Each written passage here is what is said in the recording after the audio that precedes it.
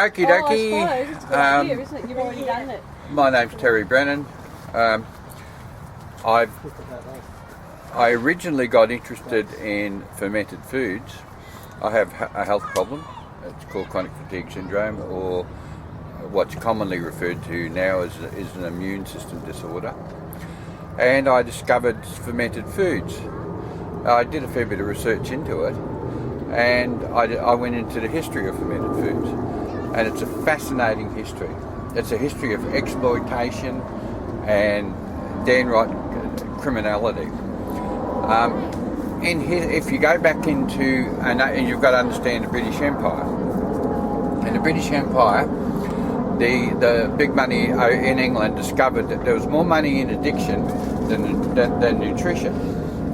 And the British Empire got onto tobacco and growing tobacco, and discovered that people got addicted to tobacco. They made it a big fashion statement, and as such they hijacked America, because they controlled America at that stage, and they got slaves from Africa, mainly Tutsis, exported them over there, worked them to death to do tobacco. They did the same thing with cotton.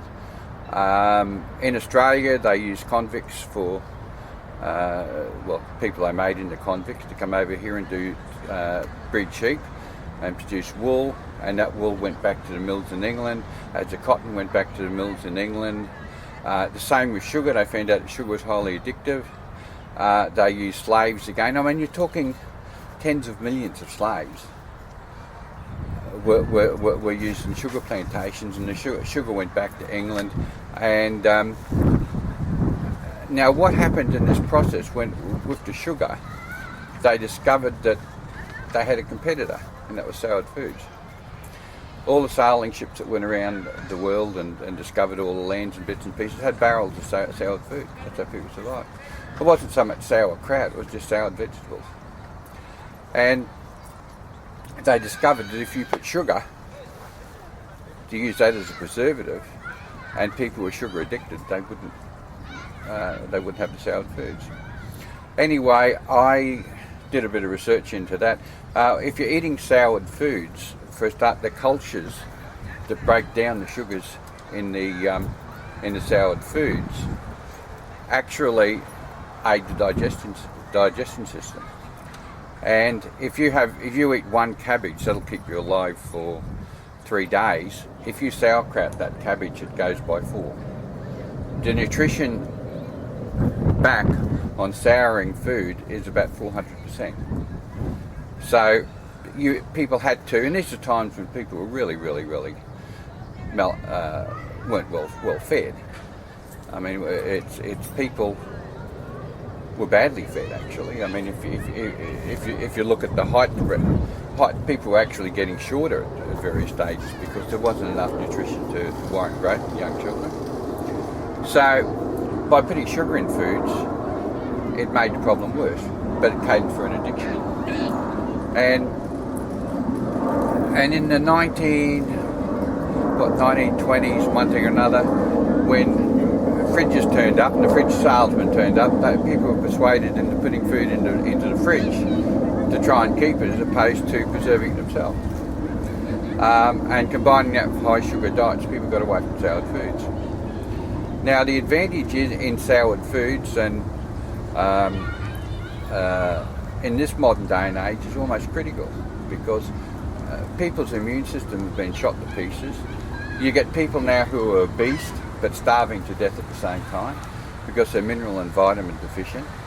And because their system is mineral and vitamin deficient, their body's saying, feed me, feed me, feed me. And the other thing, and I won't use a C word, I'll use feces instead,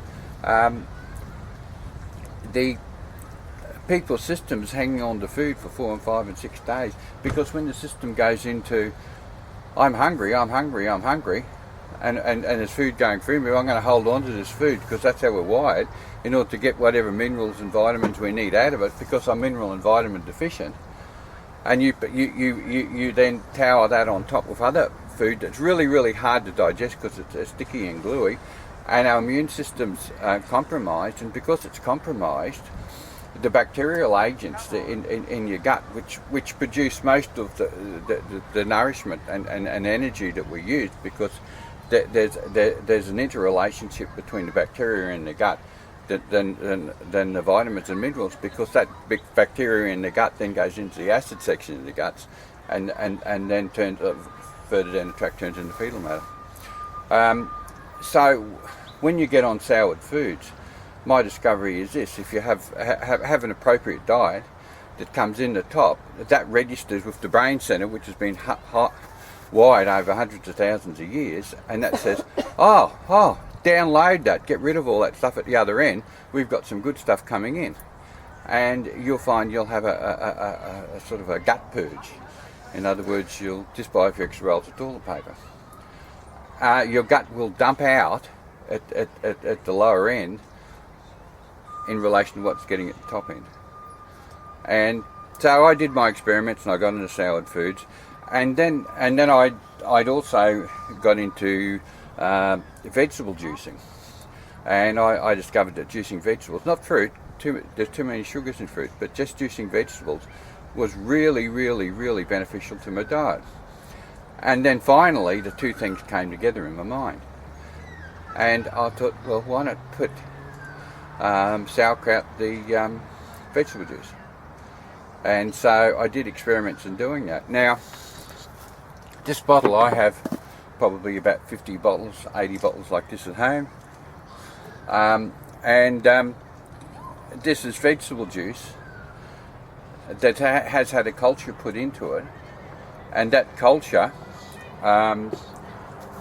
takes out all the sugars, and you can keep it in that bottle for 6 months on a bench outside the fridge. Open the bottle up, you check the top for any mould or anything to make sure it's right, you smell it, and I'll pass that around. People can have a smell as I pass around. There you go. Now the effects of drinking that, I put that juice into a smoothie, and what it instantly does, and I can give a demonstration. The camera probably may not pick this up, but this is just ordinary out of Coles milk.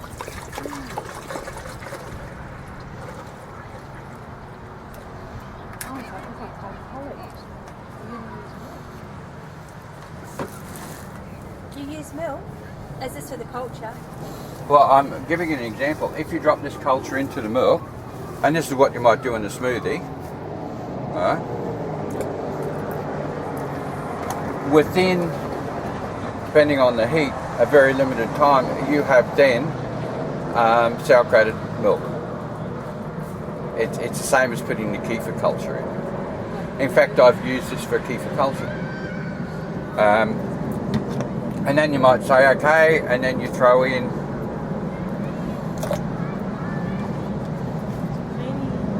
some vegetables you've just chopped up. Have we got power over here? How embarrassing. Okay, so what we're now attempting to do, or what we're now doing, is making a smoothie with sauerkraut culture. Now, what happens when you do that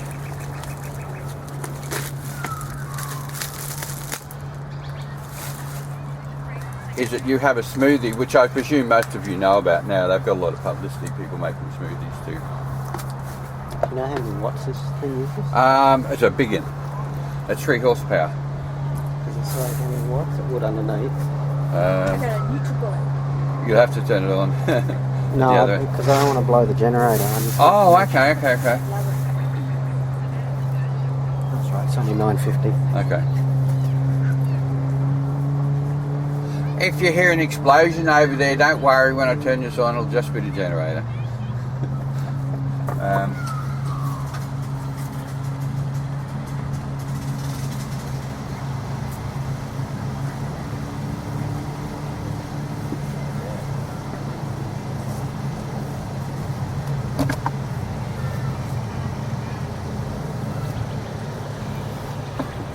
Oh, there it is. Are we ready?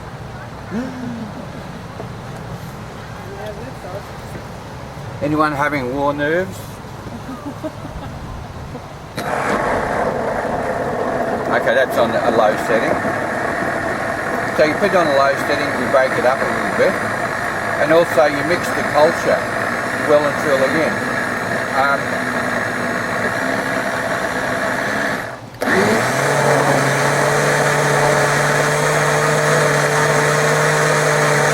I'll let that settle for a moment. Now what these smoothie makers do, they're 3 horsepower motors. They spin the blade under normal electrical circumstances at 480 revs a second. And what happens to the vegetable matter that goes into the smoothie, it's called reductionism in physics. And in other words, the smaller something is, the greater surface area it has, and the less density it has. So if you have a culture and you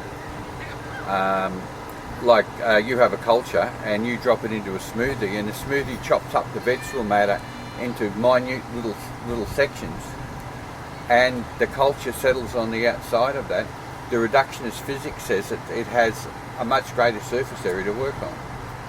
And so when you have a smoothie with the culture in, and you can say, oh well, I'll drink it, and when you're drinking it, the time it gets down to your tummy, the culture's already done its job. In fact, when you make one up on a hot day and you're drinking it by the computer, you can watch it rise up in the glass as fast as you're drinking it. And the interesting experiment that I've done with this, I brought some sugar along today, is that I've got a glass about so big. I've put the culture in and I've put in half a cup of sugar and given it a spin. I've waited 15 minutes and drunk it, and it's about average in sweetness. It eats the sugar. Once it eats the sugar, you produce heaps and heaps of the culture. Once the culture goes down and gets into your stomach, it reintroduces the culture that's lacking in your gut system.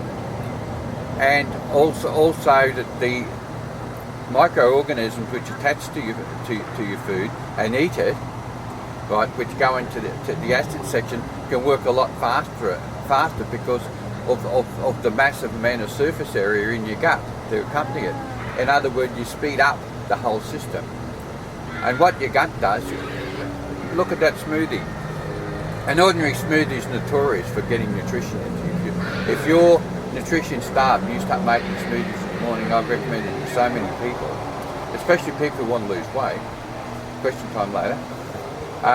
Especially people who are into losing weight. Wrong finger. Especially people, into losing weight. The system says, oh, we don't have to hold on to this fat tissue because I was starving. I've been trying to balance out your diet with carrying weight because you spend half your life starving. We're not getting the food we need. We're in poverty mode here. But if you give your system what it needs, the nutrition it wants, it doesn't hang on to everything that's in your lower bowel. It'll dump it. And it'll dump it big time. Believe me, by lots of toilet paper. And also your system says, oh, well, we don't have to carry this weight anymore. We're no longer in famine. And so your system will discharge the weight. The other thing I use in combination with that, which is another talk again, is using poulticing. Because if you put a poultice over the area where you're carrying a lot of weight, it draws the toxins out into the poultice, and a lot of the time the weight is on your system to store toxins that your system can't otherwise rid itself of. And a part of the reason why your system very often can't rid itself of toxins is because it's not getting the nutrition to do it. Half the body energy is used up in just processing food. And if your food is sitting there trying to get reprocessed and work its way through because it's nutritionally deficient, it focuses on every bit of your biology, from your skin texture. If you start eating appropriately, I mean, people don't believe I'm the age I'm at very often for the skin and one thing or another, and I'm not praising myself. How But old you're 77. Not really.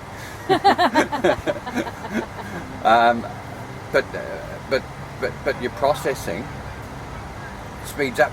You watch people. It's like they've just come back from a honeymoon. Their skin start lightening up. Their skin tones come back. If you'll notice that when you start detoxing. When I've gone onto a mad smoothie drinking binge for a couple of weeks, my eyes go back to green. The more toxic I am, the darker my eyes are. So your eyes will light. Nails start growing better. And the beauty of it is everyone's trying to talk you into doing something that's going to cost you more money. This actually saves money. You find yourself and it saves time in the kitchen because you just drop everything in the smoothie maker, bang, away, you clean that, and it's gone. You drink it. You save time in food production. You save time in storing food because you can store a lot of your vegetables in the form of just putting it in a bottle full of the culture. So you don't have to even keep your vegetables there, which is another talk. But you save yourself in probably in food. You halve your food bill. You improve your nutrition. You save the cost of cooking. You're not using the stove, and you save the money obviously at the doctors and one thing or another. But getting to the end of what I'm saying is that if you drink these and you get in the way of having one a day, you'll notice a remarkable improvement in your health and performance all over. Yeah, question. Go first. Well, my question is, this is a soured vegetable smoothie. Yeah. You're using the soured juice that you've made as your culture to create this awesome thing, like kefir. I started off in the kefir culture and I introduced it to, Right. yeah. Is it better than just taking kefir? God, yeah. Usually kefir's just in milk,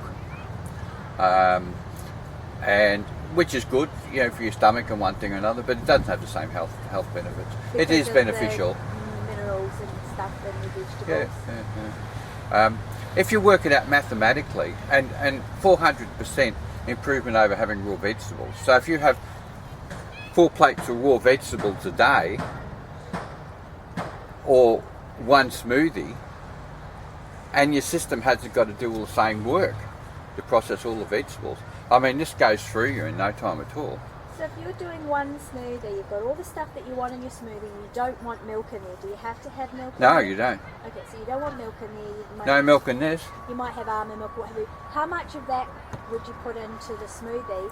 And can we buy that for you so we don't have to go through all that shit and making it ourselves? You can be really nice to me, and I'll give you a sample, and then you can breed your own, like I do. This culture here is probably about 7 years old. They've given it away to 1 million people. I've learned to introduce it into the vegetable juice. I got it working with the vegetable juice. It's a fairly hardy culture.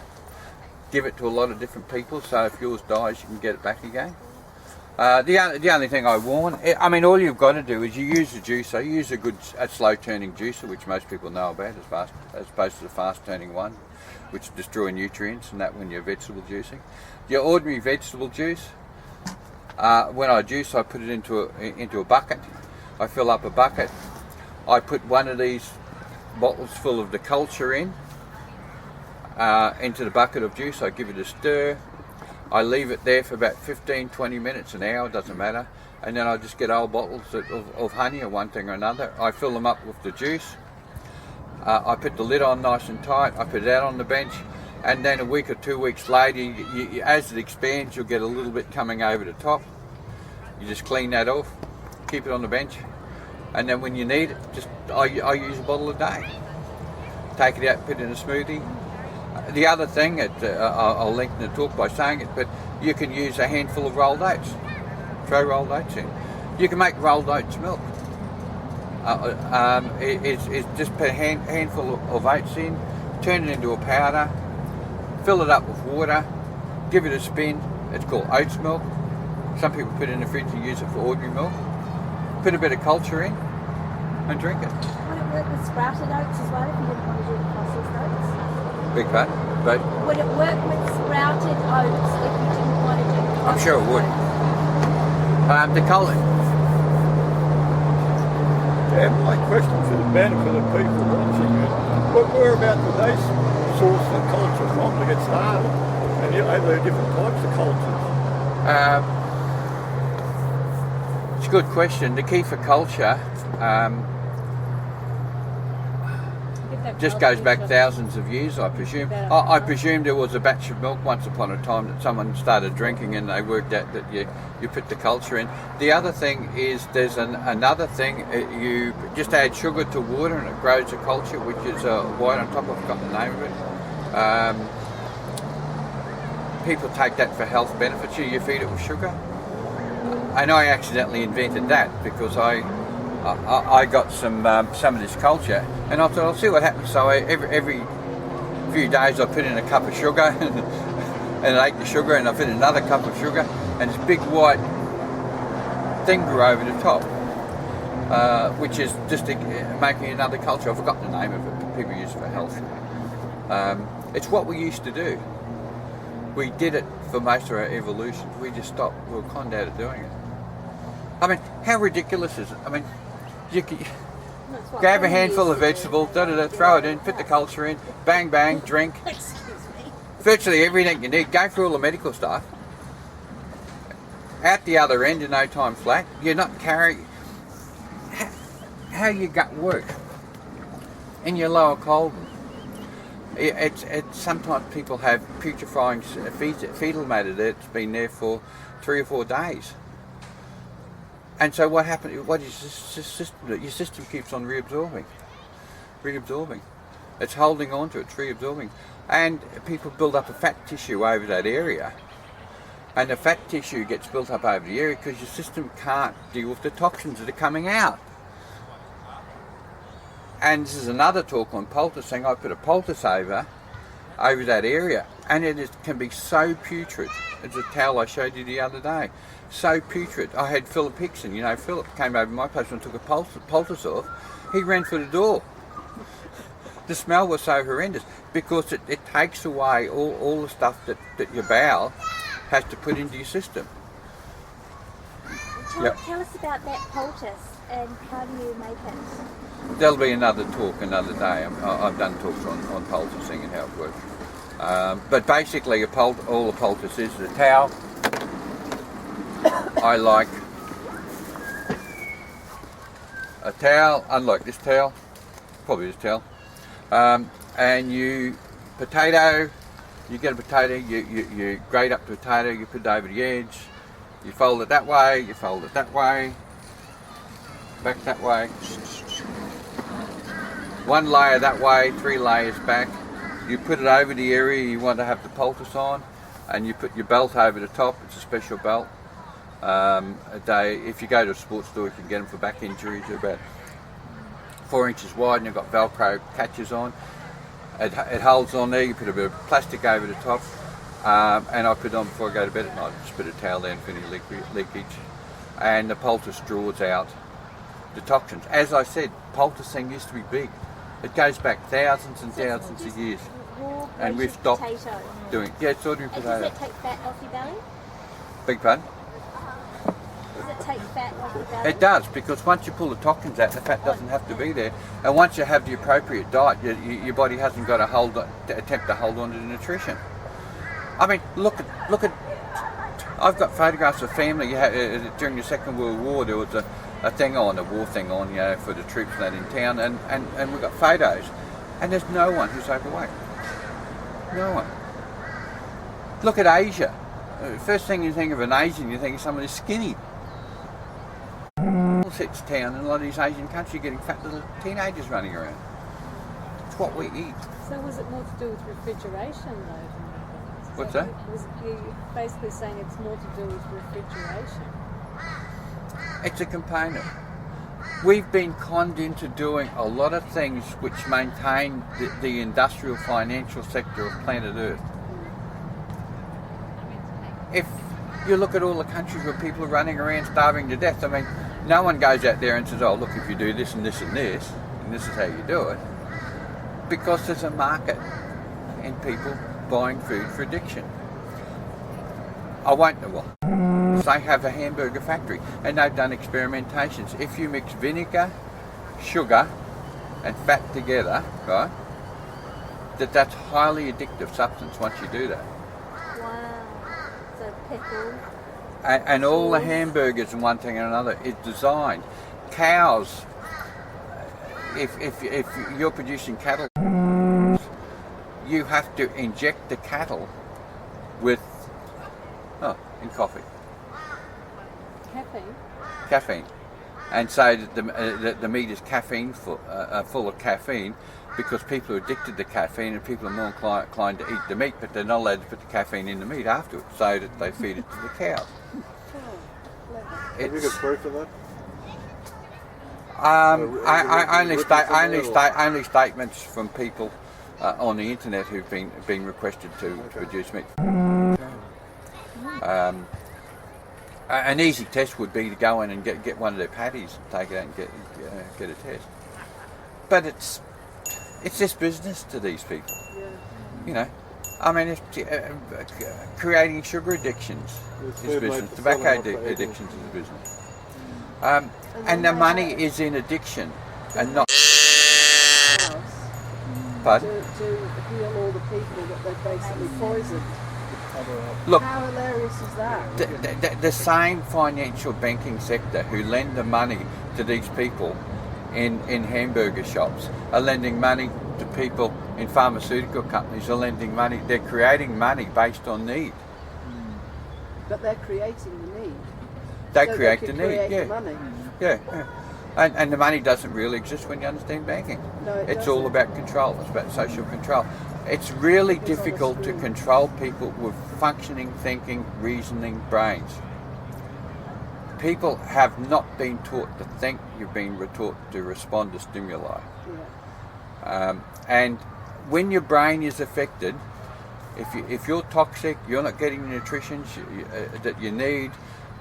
It affects your attitude to people. Your body goes into fight or flight, and then you're sitting there watching the news, and they're saying, "Oh, terrorists over here, over there, this and this and this, and there's bombs going off over there, and divorce rate." And so you go into a special psychological state that you're meant to be in nature, but there's only meant to run for a couple of minutes. There's a tiger chasing you. You go into fright and you run, but you weren't supposed to live in that. And because we're nutritionally starving, most people are, we're deficient, and that is, our brains aren't functioning properly, our body's not functioning properly. It's really hard for our mental systems to adjust to all that and then function in such a way as we're in proper survival mode and not responding to stimuli, which is most of it's fabricated. I mean, I'm getting off the subject. Try not watching the news for a couple of months and then see how your brains work. I haven't watched it in months. No, I don't watch it at all. But anyway, what I'll do is give this a spin, and everyone can have a taste, and we can have some critical assessments. We could cut that for a moment. You want power again? You're thinking of doing it. Oh, I'm okay. going to do the poultice. We're getting some potatoes tonight here, Grace. Yeah, sure you are. Now, the other thing, when people are really nutritionally, Oh, it's not on. oh,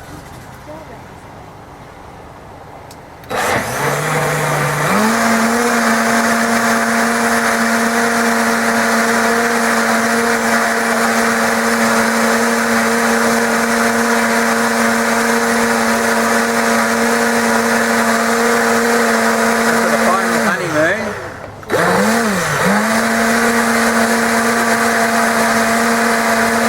That'll do. 300%. So, how did you make the original? Now, who's the most servile woman here who's going to run around pups? So You've I got bought some right in front of you, Terry. So Oh, there we go. We'll have did a you man make- substitute. Do you mind taking him out? with eyes. How did you make the original culture? No, the original culture was a keeper culture. Was Um, what culture was it? Just a keeper culture. So So what did you do? buy to kefir. make You can buy it? kefir. What did you do? With Yeah. your culture? I bought along some bottles to give people. Just go to the markets on Saturday. Is it Saturday or Sunday? Don't you get the Northern kefir? Market. Don't you get I can the give it to you. seeds? There's no Don't problem. you get the kefir seeds? You get the Northern, go Have to the you got Northern spare markets culture? and you can buy their Am bottles. I going to be the Judy first Williams sells it for $25. I give I'm it just away. going to have a little drop, honey. Oh, that's enough. Oh, that'd be good. Really? $25? She used to. Once you have it, it lasts forever. I'll give people a culture, this culture, who want to. My culture's fairly good. So how do you renew that culture though? I'll just have a mouth. How do you? Yeah, how like if you gave us a jar of your culture Yeah. and we were going to use it to make smoothies out of, obviously you go through a jar a day. Do you just save some of it to make another culture? Yeah. Save some of your original. Yeah, I just get a jar and pour it in. You see, you do it in When the I bucket. do the juicing, I juice about 2 gallons. Yeah, he's putting a jar in for a bucket, not a jar for his smoothie. Juices. He just put, you probably put what, about 20 mils in there? Yeah, it doesn't matter. The more you put in, the faster it works. That's all. You could put in a tablespoonful.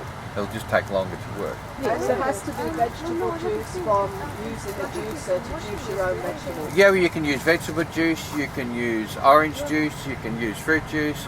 You can. I brought some along here. Yeah. People to try. You can use coconut juice. When that's finished, just bring it back here when it's served. Oh, yeah, and I'll, have you looked in the, what's that? use coconut sugar? Yeah, here's coconut milk here. So what are you going to do with that? So you I'm can going to use make another coconut- smoothie as I'm talking to you, and just on coconut milk. So it was slightly sweet.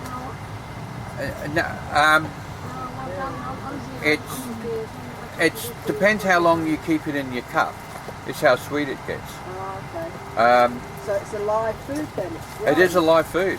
Yeah. Now, if you're sugar addicted, is what you do as soon as you make it, you drink it, because the time it gets down to your gut anyway, it's already. Thank you. You know what, we should make some pizza. I don't mind doing that. Is coconut juice. How do you make, not that, how do you make pizza? That's interesting. You just get the culture, and then you pour in your salmon, your milk, You haven't Look, put salt in there. some of the stuff on people who got into the juicing, just juicing alone. You get on the internet. This woman who's 75 looks like she's 35. I mean, You haven't put salt in here, have you? no. You can put as much salt No, as just you it feels salt. It tastes salty. It's It very tastes salty. salty. That'll be from his culture. Maybe would that be from the culture? And Probably. if you want to, Um, when we make, like there's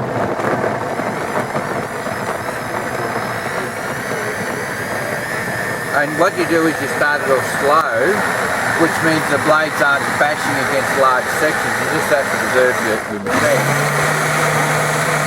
Faster. Anyone who wants to buy one of these machines, talk to me first.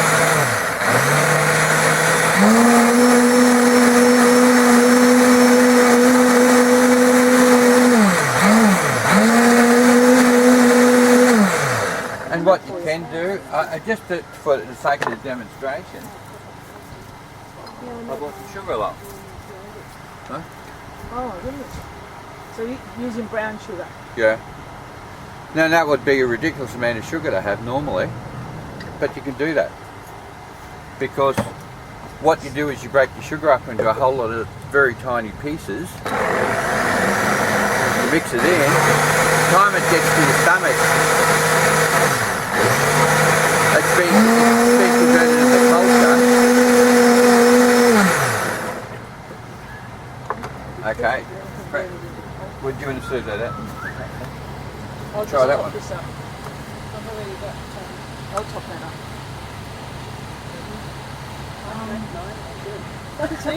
So Terry, you changed from vegetable, from fruit to vegetable. I'd say go for vegetable.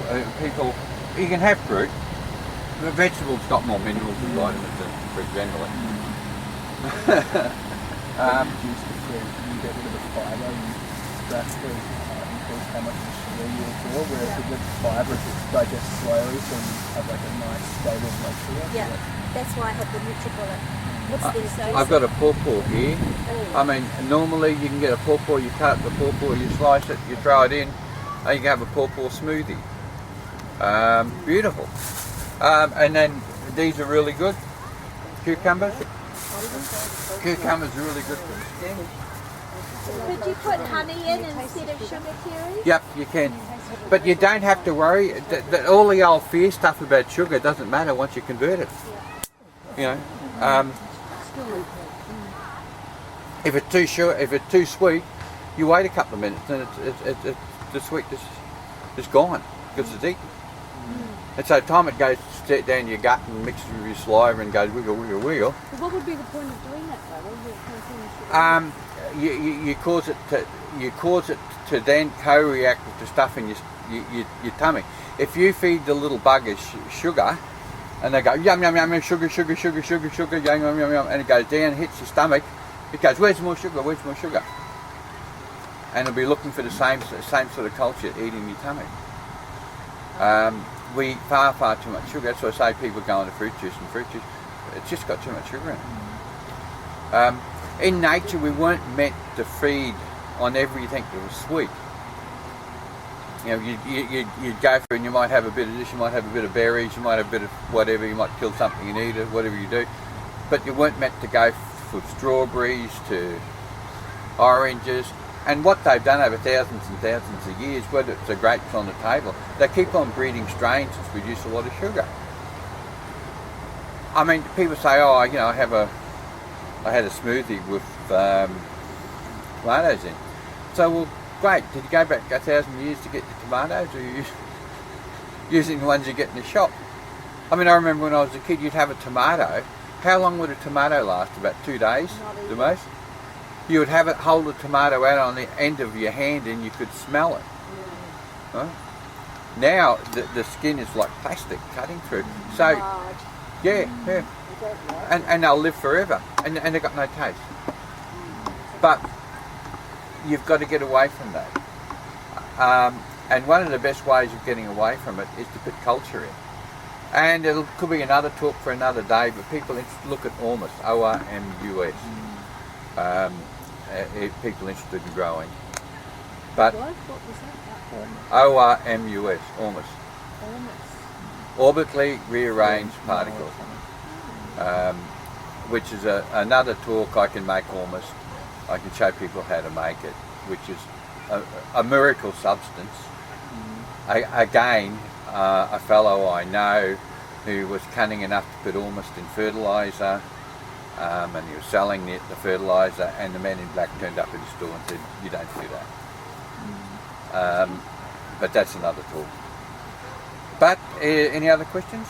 Yeah, so although you're doing the sugar to get the culture and everything, you do need to use organic vegetables. Well, preferably, if you can afford it, do it. Because the thing is here, for grapes, if you're going to put grapes in or whatever, even just eating them, we know that they're utterly sprayed with growth hormone and the pesticides in that, it's just ridiculous. It is. And grapes is your number one culprit of it. So you've just got to be careful what you do use. If you were starving, yes, and you were going out and you're hungry, and there were rabbits out there, and there's nothing else you could do but throw stones at the rabbits to try and get one to kill it and eat it, you'd throw stones. If you've got a kiddie's air gun, you'd use that. If you've got a 22, you'd be over the moon. Get whatever you can, and what you can is often what you can afford. If you use organic, you get a 400% more bang for your buck by doing it this way than non-organic. If you're using ordinary vegetables, you get to the market, soak them before you put in it, and apple cider vinegar in. I was just going to say apple cider vinegar. All vegetables go into apple cider vinegar because it can draw a lot of that heavy metal toxicity out. It can, And it also, because it's got antioxidants, the vegetables just go Vacuum vinegar first. couple of spoonsful of apple cider. Yeah, in warm water. But before you do the juicing, yeah. I mean, you could talk for a week on this subject matter. It's hard to condense. I mean, I could have gone into the fact that you should do that before you do your juicing, and to use a slow turning juicer. I just got the 5-minute flagging. Further questions? Any further questions? What about young quack? Oh, young quack. Questions about it. The young quack. I love it. A few questions about ormus, but I'll ask you a bit later. Okay. Now, this is where it gets really fascinating. The more deficient you are in culture and vitamins and one thing or another, the greater impact this could have in a negative sense. Some people have got ill, some people throw up, some people say, I'll never go near it again. You didn't get a great deal because your system just goes into healing mode. It's just in shock mode. You're giving it stuff it's never had in its life. It's getting nutrition it's never had. The gut's not used to it. The gut's used to fighting this rearguard war since it was born. And so it can take a while for your system to read through. The thing you'll test on yourself is get your webcam, take a picture of your face. If you get close to your eyes, get a photo of your eyes. Ask people, look at your hair, and then check it a few weeks later. And you notice in skin tones and eyes. Check your sleeping patterns. How long you're sleeping for, how well you're sleeping for. And one of the biggest things is going to the lavvy. A lot of people say, look, I'm regular, but it's like having a mountain, and you've got a hole in the front where the train goes in, and out the back the train leaves, and you say, oh well, look, you know, train's going in, the train's going out, but you don't know how many carriages are inside. And just because you go and do a number 2 every day, and you say, oh, I'm regular, but you don't know the time it takes from going to your mouth to the other end of the tunnel. I know pretty quickly it needs some beetroot. And you can do tests, like if you go to an animal shop where they have goldfish, they sell that, and you can buy the carbon, and you take a spoon of that. You can Which also is get it good. at the health food shop. Yeah, you can get it from a health food shop as well, except the other place is cheaper. That's a good marker, because when it hits black at the other end, you know you've reached the other end. The other thing is corn. Eat some corn and don't swallow it properly. And if it's in the fetal matter, you can see the corn coming through, and it's a marker in how quickly. It should be 24 hours. It should be, and usually that is a good marker. But if someone is very much congested, what happens is the stool just really takes into the lining of your intestine. Yeah. So it really takes in. So instead of your hole being so big for your stool to go through, it's only this little because it's already caked in stool. So although that is a good marker with corn, etc., if someone has digestion problems and knows that when they're having a bowel movement, their stool is a certain colour or a certain width, it might be really fine, something like that. You already know that's caked in stool there. So you do need to clean out. Like use a good colon cleanse. Magnesium oxide is really good because that won't stop. That doesn't stop your paracelsus, that helps your paracelsus. And the magnesium chloride oxide actually draws water to the colon, and it breaks that stool down, which is concrete sometimes in some people, breaks it down so you eliminate well. So most people, most of us, because even if you do eat well, should have a good colon cleanse clean up at least every 3 months, if not monthly, but at least every 3 months to get that going, because most people that I see will say to me, yes, my bowel movements are every day, no problem. And then when I do, sort of a work on and see what's going on in their symptoms, they are very toxic. And it's because the stool and the fetal matter is actually caked in to the lining. So, and in doing what Terry's doing, etc., that's helping that lining get softer. So then it can, slowly eliminate, but it won't happen overnight. No. And it will, So what's But it will happen. What's You live longer. magnesium thing? magnesium oxide. Do you drink it? Yeah. Yeah, you do Epsom drink it. salt. It's sort of, no, Epsom salts. Epsom salt. Magnesium chloride. Yeah, Epsom salts is a different thing. You can use Epsom salts, but it's sort of a bit harsh on the body. But magnesium chloride, you get it. Magnesium oxide. Oxide, sorry.